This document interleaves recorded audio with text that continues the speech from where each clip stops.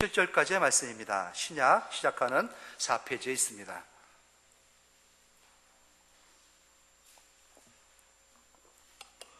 마태복음 3장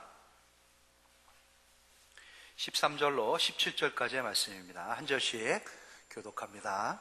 13절 말씀을 제가 먼저 시작하겠습니다. 이때에 예수께서 갈릴리로부터 요단강에 이르러 요한에게 세례를 받으러 하시니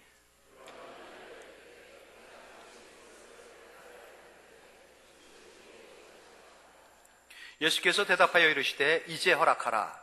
우리가 이와 같이 하여 모든 의를 이루는 것이 합당하니라 하시니 이에 요한이 허락하는지라.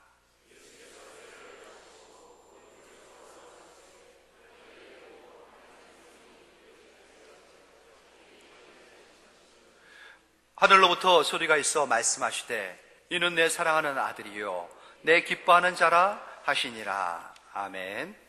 오늘은 본문을 중심으로 열린 하늘을 보라. 열린 하늘을 보라. 하늘이 열려 있어야 되는데 닫힙니다. 하늘이 닫혀요. 하늘이 닫혀버리면은 하늘과 교통이 안 이루어집니다. 우리는 영에 속한 사람들이죠. 하나님께서 신령한 성령으로 또 생명으로 우리에게 생기를 불어넣으셔가지고 영적인 존재로 만드셨습니다. 하늘과 늘 통하는 관계가 되어야 되는데 막혀버리면 곤란하지 않겠습니까? 오늘 열린 하늘, 모두가 볼 수 있는 그 하늘은 아닙니다. 우리의 마음이 열려야지, 영안이 열려야지 하늘이 열리는 겁니다. 그러한 놀라운 은혜가 기적이죠. 그러한 기적과 같은 은혜가 여러분의 심령 가운데 충만해서 열린 하늘, 통하는 심령들 되시기를 축원하며 말씀을 전하겠습니다. 예수님께서 물 세례를 받으셨어요. 세례를 받으셨습니다. 물 세례를 받으셨어요. 근데 그 예수님은 우리에게 불과 성령으로 세례를 주시는 분입니다. 그래서 예수님께서 물 세례를 받으신 모습을 보면은 우리가 예수님께 나가서 불 세례, 성령 세례를 어떻게 받아야 되는지, 받으면 어떤 일이 일어나는지를 알 수 있게 됩니다. 중요한 사건이죠. 그래서 예수님의 세례의 사건을 보면서 우리 또한 예수님 앞에 나가서 세례 받아져 하늘이 열려지는 그러한 놀라운 은혜를 얻어야겠습니다. 깜깜한 밤에 어두운 방 안에 들어가면 한치 앞을 분별하지 못하죠. 그러기에 습관처럼 제일 먼저 하는 일은 벽을 더듬어 스위치를 찾고 올리는 겁니다. 스위치를 올리면 바로 확 환해지나요? 조금 뜸을 들입니다. 껌뻑껌뻑 형광등이 하다가, 아니면 LED 형광등 같은 경우는 서서히 환해지기 시작합니다. 갑자기 환해지긴 좀 어렵죠. 예수님께서 우리에게 빛을 오셨습니다. 예수님을 만난 사람들은 빛에 그 빛의 빛비춤을 받습니다. 하지만 순식간에 한꺼번에 환해지지는 않죠. 서서히 주님의 빛이 우리 안에서 비춰줘야 됩니다. 하지만 분명히 주님과의 교통, 스위치를 통해서 이루어져야 되는 겁니다. 세례죠. 세례를 통해서 그 출발을 할 수 있는 겁니다. 세례는 주님과 내가 함께 하겠습니다. 내가 주님의 은혜를 받고 주님의 빛을 내가 얻겠습니다. 그 신호고 그 출발점이 됩니다. 예수님께서 그 본을 우리에게 보여주셨어요. 이 시대가 참 어두운 시대입니다. 예수님께서 세례받은 이때는 컴컴한 시대입니다. 그래서 신학자들은, 또 역사학자들은 이때를 빌어서 암흑기다라는 말을 써요. 암흑기. 왜 컴컴하냐? 하늘이 완전히 닫혔기 때문에 그렇습니다. 닫혔다는 의미는 뭡니까? 하나님과 통해야 되는 하나님의 영적인 백성들인데, 하나님의 그 선민들인데, 하나님과 통하는 하나님의 말씀, 하나님의 은혜가, 그 비가 그쳤다는 겁니다. 얻지를 못하는 거예요. 거슬러 올라가 BC 430년, 이 이전에 430년, 그때부터 이러한 일이 일어나기 시작했습니다. 그때 무슨 일이 일어났습니까? 그 이전에 벌써 이 나라는 586년 전에 멸망을 당합니다. 나라가 없어져 버린 거예요.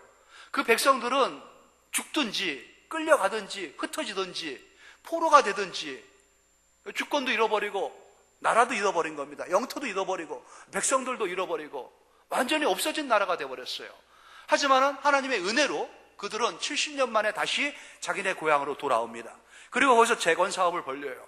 번듯하게 성을 다시 한번 짓고자 하고 다시금 하나님과의 교통을 사모하고, 하나님께서는 그들에게 공의를 베풀어 주셔서 성전을 세우게 하시고 그들에게 말씀을 주십니다. 하늘에서 하나님의 말씀을 그들에게 전해주는 것이죠. 직접 하늘의 음성이 들려지는 것이 아니라 중간에 선지자들을 세운 겁니다. 선지자들을 세워가지고 선지자들의 입을 통해서 여호와의 말씀이다, 하나님의 입의 말씀이다 하면서 선포케 합니다. 그때 그들은 좀 두려웠지만은, 좀 힘들었지만 그 말씀을 들으면서 영적인 건강함을 유지할 수 있었습니다. 하나님의 말씀을 들었으니까 무엇이 잘 됐는지 무엇이 잘못됐는지를 분별을 얻게 되는 것이죠. 잘못됐을 때 회개하고 돌아오면 되는 거였습니다. 하나님이 용서를 해주시고 그들을 맞이해 주시는 것이죠. 그런데 BC 430년 그때가 됐을 때에 하나님의 말씀을 대원해서 선포하는 그 선지자들의 말씀이 그쳐버린 겁니다. 하늘에서 하나님의 음성이 더 이상 들려지지 않게 된 겁니다. 그들의 심령은 갈급해지는 것입니다. 돌아온 그들, 바벨론의 포로에서 돌아와서 이제 해방된다 했더니만 더 강력한 페르시아가 그들을 장악해가지고 그들을 지배합니다. 페르시아의 압제에서 벗어났나 했더니만은 더 무서운 헬라, 알렉산더에 의해서 그들은 지배를 당하고 그들에게 착취를 당합니다. 그리고 이제 벗어났나 했더니만은 더 강력한 로마가 그들을 지배합니다. 외세에 의해 가지고 강압된 그 비참한 그 수백 년의 세월을 보내고 있는데 하나님의 말씀은 가뭄처럼 끝나버린 겁니다. 하늘이 닫혀버렸어요. 비가 안 내리듯이 은혜의 단비가 그들에게 안 내리는 겁니다. 어둠의 시대입니다. 이때 하나님께서 저 먼 곳 광야로부터 조그맣지만 외치는 하나의 의로운 소리를 허락했습니다. 하늘이 엿보이기 시작한 겁니다. 하나님의 말씀이 그들에게 들려지기 시작한 겁니다. 광야에 외치는 자의 소리죠. 낙태 털옷을 입고 수염을 덕수루비한 석청을 먹고 한 사람이 광야에서 외치기 시작한 겁니다. 마치 스위치를 올렸을 때 불이 껌뻑껌뻑 들어오듯이 뭔가 희미한 그들에게 가뭄의 단비와 같은 그 소식이 들려지기 시작하는 거죠. 이스라엘 백성들이 모두 광야로 그 사람 앞으로 몰려가기 시작합니다. 그의 외침은 단호했습니다. 공일이 없었습니다. 회개를 촉구한 겁니다. 회개하라, 회개하라, 회개하라. 심지어는 지도층들에게 향해가지고 당시 종교 지도자들을 향해서 독사의 자식들아 회개하라고 가감없는 외침을 선포하기 시작하는 것입니다. 사람들의 마음이 뛰기 시작합니다. 아, 저분이 바로 그분인가? 오래전부터 400년 전부터, 아니 1000년 전부터, 아니 수천 년 전부터 하나님께서 누누이 선지자들의 입을 통하여 말씀을 통하여 우리에게 들려주셨던 바로 그분 메시아인가? 사람들은 기대하기 시작했습니다. 외치는 소리가 단호했죠. 그의 핵심 포인트는 뭡니까? 본문 위로 올라가면 10절의 말씀입니다. 아주 무서운 말씀을 전하기 시작했어요. 10절에 보니까 도끼가 나무 뿌리에 놓였으니 좋은 열매를 맺지 아니하는 나무마다 찍혀 불에 던져지니라. 심판을 선포한 겁니다. 열매가 없는 너희들은 이제 꺾여진다는 것입니다. 꺾여지고 끝나는 게 아니라 다 불쏘시개가 돼가지고 태워져 없어진다는 것이죠. 가감이 없습니다. 12절 말씀도 보십시오. 손에 키를 들고 자기의 타작마당을 정하게 하사 알곡은 모아 곡간에 들이고 쭉정이는 꺼지지 않는 불에 태우시리라. 심판을 얘기하는 겁니다. 알곡은 다 모아들이지만은 쭉정이 같은 너희들은 다 태워져 없어질 것이다. 회개하고 돌아오라는 겁니다. 하지만 내게 돌아오라는 게 아니었어요. 내 앞에 나와서 회개하라는 게 아니었습니다. 그는 물로 세례를 줍니다. 회개한 자들에게 회개했다는 것에 대한 상징으로 의식적인 세례를 베풉니다. 하지만 죄 씻었다 딱히 얘기할 수 없는 그 세례를 주고 있는 것이죠. 그에게는 숨겨진 메시지가 있었습니다. 그 말씀이 11절의 말씀이에요. 나는 너희로 회개하게 하기 위하여 물로 세례를 베풀거니와 내 뒤에 오시는 이 나보다 능력이 많으시니 나는 그의 신을 들기도 감당하지 못하겠노라. 내 뒤에 오시는 그분, 감당할 수 없는, 내가 그 신 발바닥 밑에까지도 내려갈 수 없을 정도로 대단하신 그분이 오실 터인데 나는 비록 너희들에게 회개를 촉구하는 이 물세례를 주지만 그분이 오시면은 그는 성령과 불로 너희에게 세례를 베푸실 것이다. 성령으로 불로 세례를 주실 그분, 불로 세례를 주면 태워버리는 겁니다. 뜨겁게 타오르게 하는 겁니다. 성령으로 사로잡는 겁니다. 다시금 거듭나게 해가지고 하늘 백성이 되게 만드신 하나님, 그 분이 오실 것이라는 것이죠. 내가 아니라는 겁니다. 비록 지금 이 사람들이 다 광야에 외치는 그 오랜만에 담비와 같은 이 요한에게 나와서 무릎을 꿇고 세례를 받지만은 조만간 그분이 오신다는 것이죠. 그분을 준비하라는 겁니다. 이 사람은 말라기 선자가 말라기 3장 1절에 소개했던 하나님의 사자를 보내기 전에 그 길을 예비하는 사자입니다. 사회자인 것이죠. 지금부터 인류를 구원하실 메시아, 바로 이분을 소개하겠습니다 하고 자기는 빠지는 겁니다. 이제 본문의 시작은 뭡니까? 오늘 말씀드린 13절 시작 부분이 이때입니다. 이때입니다. 바로 이때에 세례 요한이 광야에서 외치면서 이분을 소개할 바로 이때에 예수님께서 인류 사역 가운데에 이제 공생애를 시작하려고 그 거룩한 위대한 발을 떼시면서 나오신 겁니다. 인류에게 하나님 자신을 소개하기 시작하신 것이죠. 놀라운 시작의 출발점입니다. 그런데 예수님께서는 왜 이 시작을 이 세례 요한에게 와서 시작할까요? 갈릴리 그 나사렛 동네에서 주님은 30년을 사셨습니다. 무명으로 목수의 아들로 그냥 거기에서 평범하게 자라셨죠. 그러다가 30세가 됐을 때에 공적인 사역을 위해서 그분은 이제 인류 가운데 모습을 드러낸 겁니다. 이 나라의 중심지는 예루살렘입니다.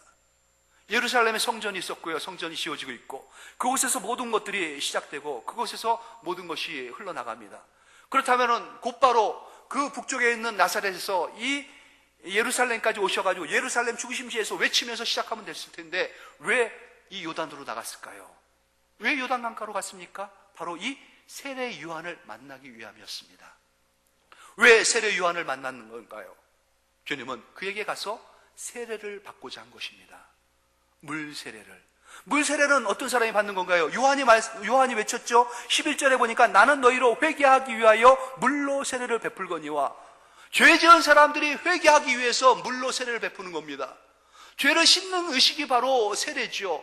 그런데 예수님은 누구십니까? 죄가 없으신 분입니다. 죄가 없으신 분이 왜 세례를 받아야 되는 것이냐 이것이죠.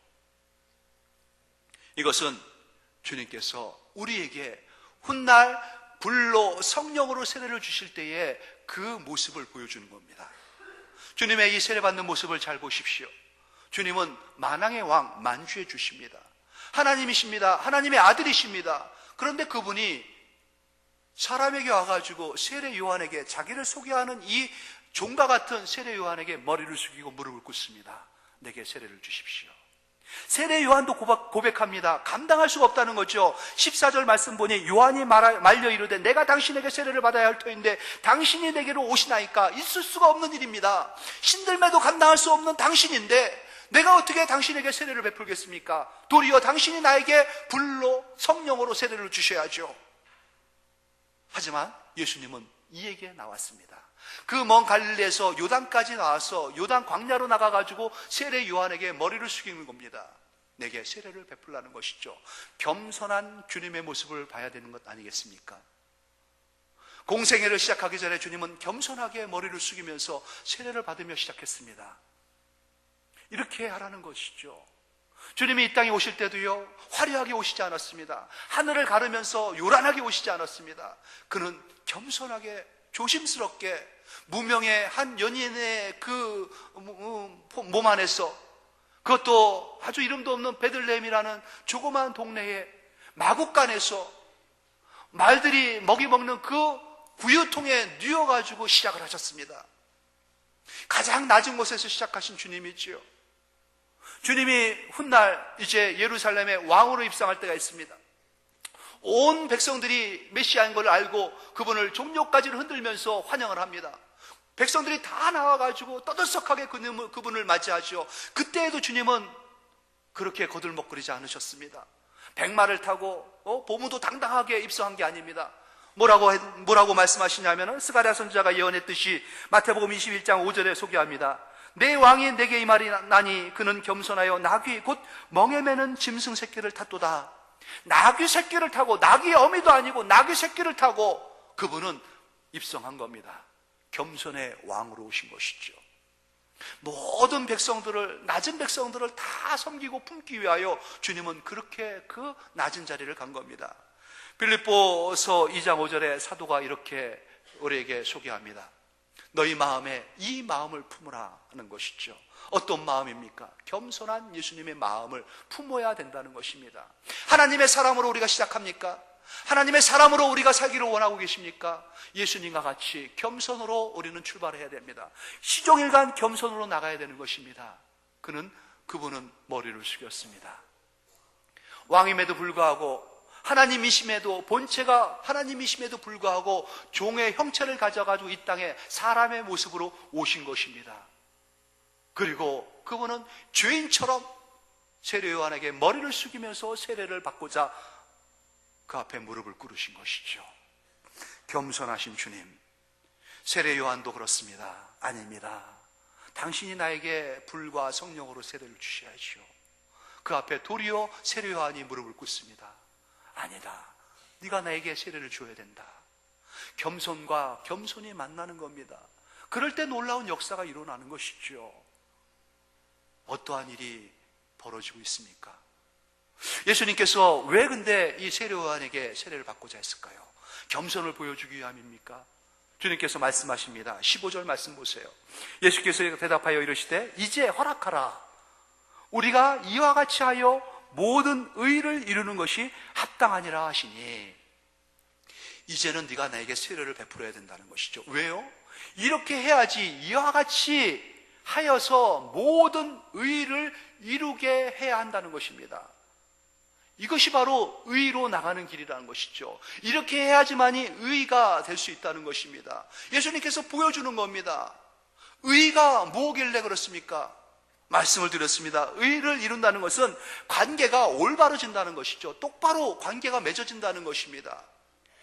화살과 같은 인생이 관역에 적중을 한다는 겁니다. 10점 만점에 10점을 받는 겁니다. 빗나가지 않고 못 미치지 않는 겁니다. 제대로 인생이 꽂히는 겁니다. 하나님 앞에 내 자신이 온전해지는 것, 바로 의로워지는 겁니다. 하나님이 보실 때 점도 없습니다. 흠도 없습니다. 아무런 부끄러움도 찾을 것이 없는 떳떳한 존재로 하나님 앞에 세워지는 것입니다. 그게 바로 의로워지는 것입니다.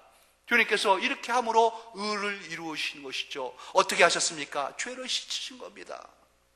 죄가 씻겨져야 되는 겁니다. 인성을 입으신 예수님께서, 하나님께서 이렇게 함으로 말미암아 모든 백성들이, 이제 이 이후에 모든 성도들이, 나를 믿는 자들이 의로움으로 나갈 수 있도록 하라라는 것이죠. 사람이 하나님의 형상을 입었지 않습니까? 사람이 하나님의 형상을 입고 죄를 타락을 했습니다. 사망의 길을 걷게 된 것입니다. 이제 그를 누가 구원하고 어떻게 구원할 수 있겠습니까? 하나님이 사람의 형상을 입고 타락하여 범죄하여 타락한 사망으로 걷는 이 인간을 대신하여 대가를 치르시는 것밖에 없는 것입니다.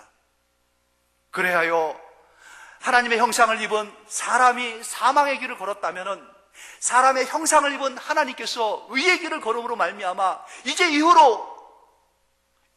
이 의의 길을 걷는, 의를 완성시킨 예수를 믿는 사람마다 그의 흘리신 피가, 그 보혈이 나의 모든 죄를 다 씻어버리고 나를 깨끗하게 해주시고 하나님 앞에 의롭게 해주신다는 것을 믿는 자마다, 이제 하나님은 예수의 피를, 그 심령 가운데 묻히시고 그 피를 자기의 심령 가운데 뿌리고 그 피를 자기의 심령에 온통 뒤집어 쓴 사람들을 의롭다 하시는 것입니다.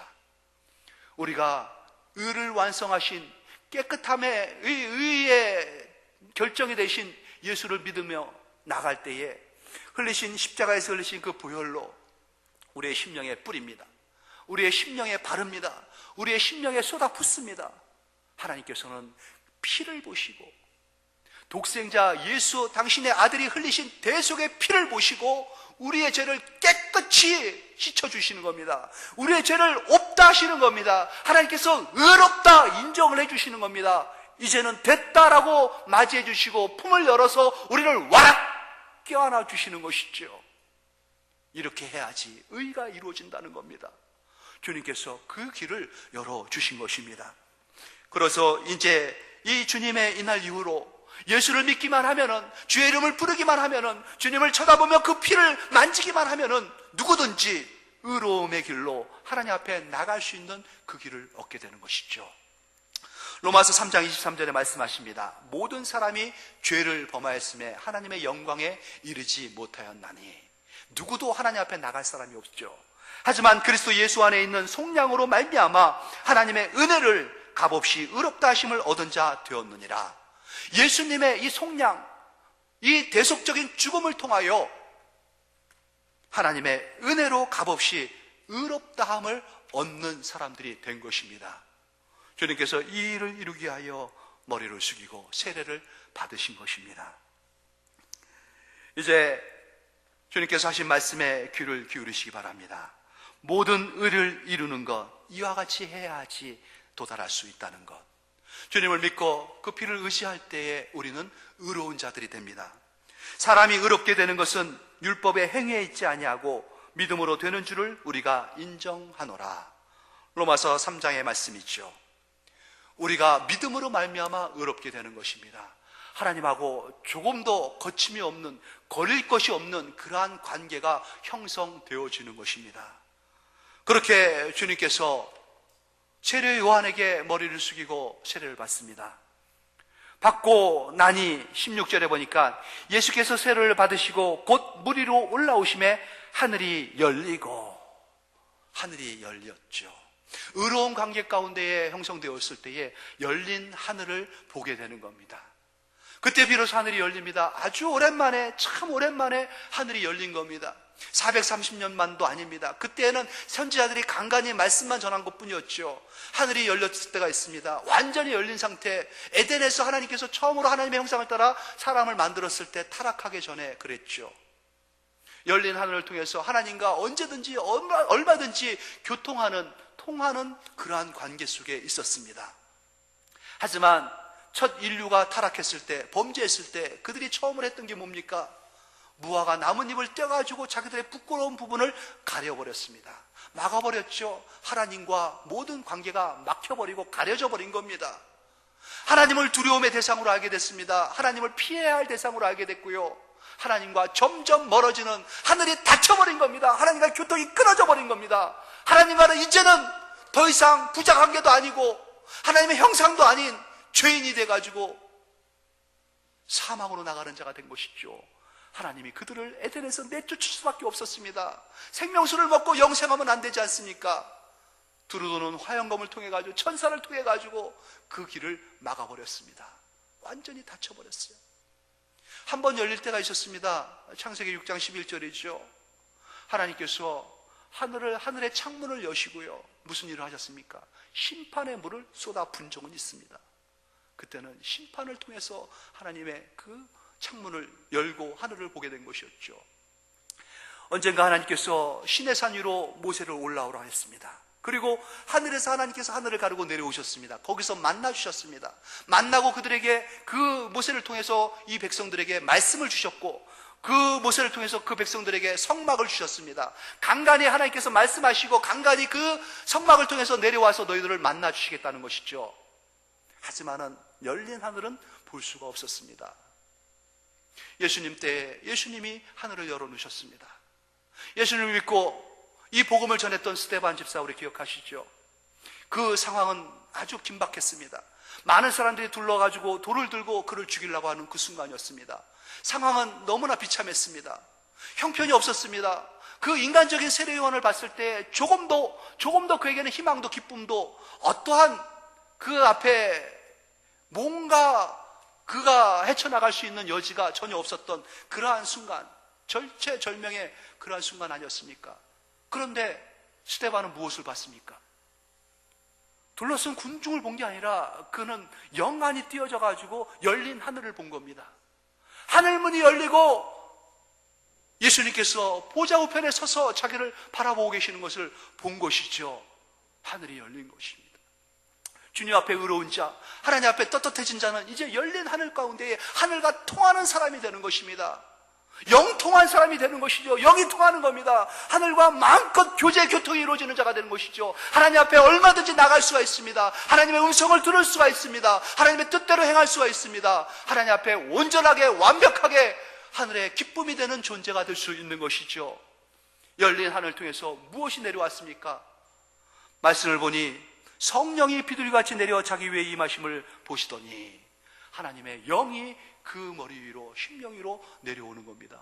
예수님은 이미 성령으로 출생하신 분입니다. 성령으로 충만하신 분입니다. 그럼에도 불구하고 그 위로 하나님의 성령이 임했습니다. 이 성령의 충만함을 받으신 예수님께서 예수를 믿고 나가는 사람에게 이제는 죄 씻음의 그 회개에 그 보혈로 씻음 받은 사람들에게 불로 세례를 주시고 이 성령으로 세례를 주셔가지고 충만케 하시는 겁니다. 죄 씻음 받고 의로워진 자들, 하늘이 열리고 신령한 복으로 복받는 사람들, 하늘의 성령으로 충만해진 사람들이 되는 것이죠. 모든 죄가 다 태워집니다. 모든 산당이 제거되어져 버립니다. 그 안에 성령의 충만함으로 새로운 하늘이 열리는 것이고 새로운 세계가 열리는 겁니다. 그로 말미암아 그의 심령이 변화되고 인생이 변화되어집니다. 모든 관계가 다 변화되어집니다. 그가 어떤 사람이기에요? 하늘과 통하고 하늘의 신령한 복을 받을 수 있는 하늘의 성령으로 충만한 하나님의 사람, 영에 속한 사람, 하늘을 걷는 사람. 비록 땅은 이 땅에 살아가지만은 마음과 모든 것은 하늘과 통해가지고 하늘과 영통하는 그러한 사람인 것이죠. 하늘과 통한 사람에게 하나님께서 성령을 부어주시면서 어떻게 말씀하십니까? 16절, 17절 말씀 보십시오. 그때에 하늘로부터 소리가 있어 말씀하시되 이는 내 사랑하는 아들이요 내 기뻐하는 자라 하시니라. 하늘에 소리가 들리는 겁니다. 그림이 그려지십니까 여러분? 성자께서 이 땅에 오셨습니다. 요단강가에 가가지고 세례 요한에게 세례를 받습니다. 온통 잠기는 세례였죠. 침례와 같습니다. 예수님께서 물 위로 걸어 나오십니다. 물이 뚝뚝뚝뚝 성자 몸으로 흘러내려옵니다. 그때에 하늘이 열리면서 거룩한 영이신 성령께서 그 머리 위로, 그 심령 위로 내려오는 모습이 마치 비둘기와 같이 모습이 보여집니다. 그리고 열린 하늘을 통해서 성부 하나님의 음성이 들립니다. 내 사랑하는 아들이다. 내 기뻐하는 자다. 성자와 성령과 성부 삼위일체 하나님께서 연합하여 가지고 조화로운 모습 가운데에 예수의 사역을, 예수님의 왕의 등극을 축하해 주고 있는 겁니다. 마치 대관식과 같지 않습니까? 성령이 그 머리 위로 임하고요, 하늘에서 선포합니다. 온 천하에게 알려줍니다. 내 사랑하는 아들이다. 내 기뻐하는 자이다. 너희들은 그의 말을 들을지어다. 하나님께서, 성부 하나님께서 인정을 해주십니다. 의로워지는 자, 예수의 피로 죄 씻음을 받고 하나님 앞에 깨끗함을 입은 자, 마음이, 눈이 떠지면서 하늘과 열린 하늘을 통해서 하나님을 바라보게 됩니다. 그 심령 가운데 하나님께서 쏟아 부어주듯이 성령을 부어주십니다. 성령의 충만을 받은 자, 하나님의 음성을 듣는 자가 되는 것이죠. 말씀을 사모합니다. 늘 말씀을 가까이 하고 순종하는 삶으로 나갑니다. 모든 삶의 기준이 말씀입니다. 이제 말씀 떠나서 살 수가 없습니다. 하나님께서 말씀하시옵소서 저는 듣겠나이다. 하나님의 말씀 앞에 고지못대로 순종하며 나가는 그 마음이 뜨거워지는 자이지요. 그때에 하나님께서는 많은 말씀 중에서 그 음성을 분명하게 그 심령 가운데 새겨주십니다. 너는 내 아들이다. 내가 너를 낳았다. 내 사랑하는 자요, 내 기뻐하는 자다. 나의 사랑과 나의 기쁨은 온통 너 하나에게만 있다. 그 음성이 들려집니까? 여러분 심령이 열려서 열린 하늘이 보여집니까? 하나님의 성령이 여러분 심령 가운데 충만히 임재하는 것이 느껴집니까? 주님의 음성이 들려지십니까? 그렇게 우리에게 주님은 다가오셨습니다. 주님의 손을 잡으시기 바랍니다. 이사야 선지자가 이렇게 예언을 했지요. 42장 6절입니다. 나 여호와가 의로 너를 불렀은즉, 예수 그리스도로 말미암아 의로 우리를 부르셨습니다. 나는 내 손을 잡아 너를 보호하여 너를 세워, 우리의 손을 잡아주시고 우리를 보호하시고 우리를 세워주신다고 약속하셨습니다. 그래서 백성의 언약과 이방의 빛이 되게 하리니, 이제 우리는 언약의 백성이 돼가지고 많은 사람들에게 제사장이 돼가지고 이 빛을 전하는, 이 생명을 전하는, 열린 하늘을 소개하는 하나님의 기쁨의 근거, 기쁨의 그 처소가 된 것입니다.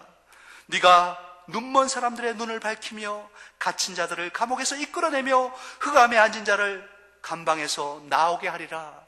모든 어둠 가운데에, 죄악 가운데에 고통하며 신음하고 있는, 좌절 가운데 낭망하고 있는 그 영혼들에게 해방을 선포해주는, 빛을 전할 수 있는, 그들을 구원해내는 하나님의 기쁨의 아들들, 하나님의 그 사랑스러운 자랑스러운 아들들 주께서 삼으신 겁니다. 하나님은 주체를 할 수 없는 것입니다.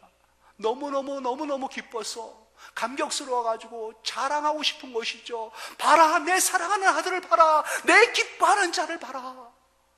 하나님께서 예수 그리스도로 말미암아 의를 이루신 이 놀라운 사건 앞에 우리를 부르셨습니다. 물로 세례를 받으면 이제 이 반열 가운데 시작하겠습니다 하고 온 천하에 알리는 선포입니다. 당당하게 주의 자녀가 되겠습니다. 그때에 하나님께서는 하늘문을 여시고 심령 가운데 성령으로 세례를 부어주시고 불로 세례를 부어주셔서 주의 말씀 가운데 순종하면서 하나님의 말씀을 새기면서 당당하게 떳떳하게 하늘의 전사 용사가 되어가지고 세상의 어둠을 갈아버리고 모든 죽어가는 자를 다시 살려내면서 빛을 전하며 생명을 전하며 하나님의 자랑스러운 아들, 자랑스러운 딸, 내 사랑하는 자, 내 기뻐하는 자, 그렇게 여길 만한 자로 하나님이 삼으시고 승리의 길로 인도하실 겁니다.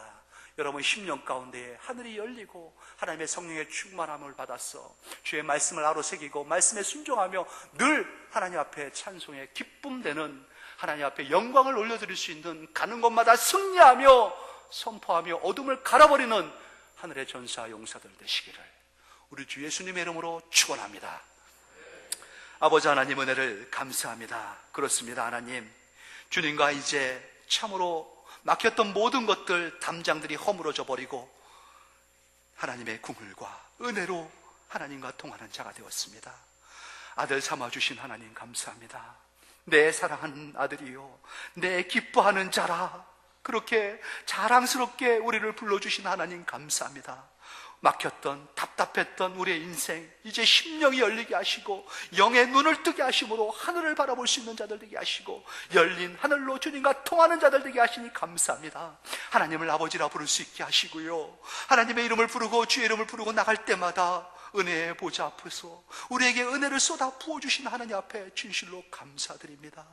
하나님 아버지, 우리 머릿속에 심령, 모든 심령 위에 하나님의 불로 성령으로 부어주시옵소서. 특별히 오늘 주님 앞에 이제 이 길 걷겠습니다 고백하며 머리 숙여 하나님 앞에 세례받고자 하는 두 심령에게는 더 큰 은혜를 부어주셔서 이 하나님의 은혜 가운데에 열린 하늘 가운데 있는 우리 모두가 하늘을 소망하며 한 마음 한 뜻 한 몸 되어 한 공동체를 이루어서 하나님 앞에 큰 영광 돌릴 수 있는 영함의 귀한 공동체, 하늘의 백성들 모두가 되도록 은혜 위에 은혜를 더하여 주시옵소서. 감사하며 예수님의 이름으로 기도합니다.